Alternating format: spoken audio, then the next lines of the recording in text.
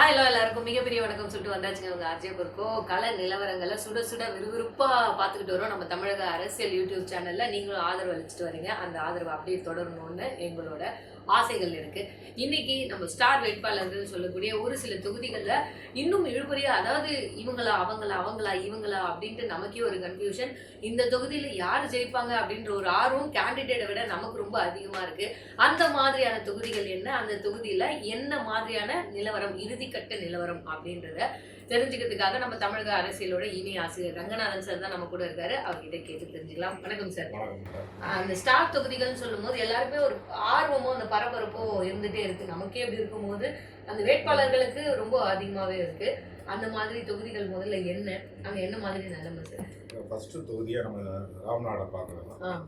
ராம்நாடை வந்து கடந்த சில தினங்களுக்கு முன்னாடி நம்ம தமிழக அரசியல் இதில் வந்துட்டு இழுபறின்னு சொல்லிட்டு போட்டோம். இப்போ அங்கே பார்த்தீங்கன்னாக்கா பலாப்பழம் பழுக்கிற மாதிரி இருக்கு. ஓபிஎஸ்ஓக்கு வந்துட்டு சில சமுதாயங்கள் ஆதரவுகள், அவருடைய தேர்தல் வியூகம் எல்லாமே கொஞ்சம் மாறிட்டு களத்தோட சூழல் வந்து அவருக்கு வெற்றியை நோக்கி அவர் போயிட்டு இருக்காரு. என்ன காரணம்னு கேட்டீங்கன்னாக்கா, இந்த நாடாரு, முத்தரையர், யாதவர் உங்க வாக்குகள் எல்லாம் இருக்கு. உங்க வாக்குகள் எல்லாமே வந்து பாத்தீங்கன்னாக்கா ஓபிஎஸ்க்கு போற மாதிரியே இருக்கு. எல்லாம் அவங்க ஆதரவு கூட ஓபிஎஸ்க்கு கொடுத்துட்டு இருக்கிறாங்க வந்துட்டு. திமுக வேட்பாளர் நவாஸ்கனி வந்துட்டு ஆரம்பத்துல இருந்த வேகம் கொள்ளாம இருக்குது. இப்போ அவர் வந்துட்டு விட்டமினை நம்பி மட்டும்தான் இருக்கிறாரு வந்துட்டு. அவருக்கு அந்த முஸ்லீம் சப்போர்ட்டுமே இப்போ வந்துட்டு ஓபிஎஸ் தரப்பு மாறிட்டு வருது வந்துட்டு. எல்லாம் ஆதரவு கொடுத்துட்டு வந்துருக்குறாங்க. ஏடிஎம்கே வேட்பாளர் வந்துட்டு ஜெயபெருமாள் பெரிய லெவலில் சொல்லிக்கிற மாதிரி ஒன்றும் கிடையாது. இருந்தாலும் ஓபிஎஸ்க்கு எதிராக வந்துட்டு அதிமுகவுக்கு என்னன்னா ஓபிஎஸ் அங்கே ஜெயிக்கக்கூடாதுன்னு அவங்க விரும்புகிறாங்க. நவாஸ்கனி ஜெயிச்சா கூட பரவாயில்ல, அந்த மாதிரி ஒரு நோக்கத்தில் போயிட்டு இருக்காங்க. இருந்தாலும் இவர் கொஞ்சம் ஓட்ட பிரிப்பார் வந்துட்டு, மரபு சமுதாயத்தை சேர்ந்தவர். குறிப்பாக என்ன சொல்லணுன்னாக்கா, அங்கே தேவேந்திர குல வேளாளர்கள் வாக்குகள் அதிகமாக இருக்குது. அங்கே ஜான் பாண்டியன் போயிட்டு பிரச்சாரம் பண்ணையில என்ன சொல்லியிருக்காருன்னா, தேவேந்திர குல வேளாளர்கள் ஒற்றுமையாக இருக்கணும் அப்படின்னு சொல்லியிருக்காரு. அவருடைய பேச்சு விட்டு அங்கே நல்லா எடுபட்டுருக்கு.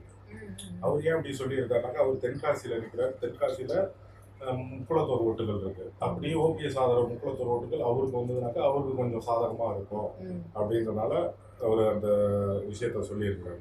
பேரும் வந்து அந்த மறவர்கள் ஓட்டை வந்து பிரிக்கும் போது எப்படி வெற்றி வாய்ப்பு நம்ம ஓபிஎஸ்க்கு இருக்குன்னு சொல்றீங்க? அதாவது மேடம், 2 பேரும் மறவர் தான். முக்குளத்தூர்ல மறவர் வேட்பாளர்கள் 2 பேருமே மறவர் ஓட்டை பிரிக்கிறாங்கன்றாங்க. இந்த விஷயம் என்னன்னு கேட்டீங்கன்னாக்கா, பரமக்குடி ராம்நாட்டில் வந்துட்டு அதிகமாக அகமுடையார் வாக்குகள் நிறைய இருக்கு. முக்குளத்தூர்ல இந்த அகமுடையார் வாக்குகள்லாம் அப்படியே வந்துட்டு ஓபிஎஸ் திரும்புது.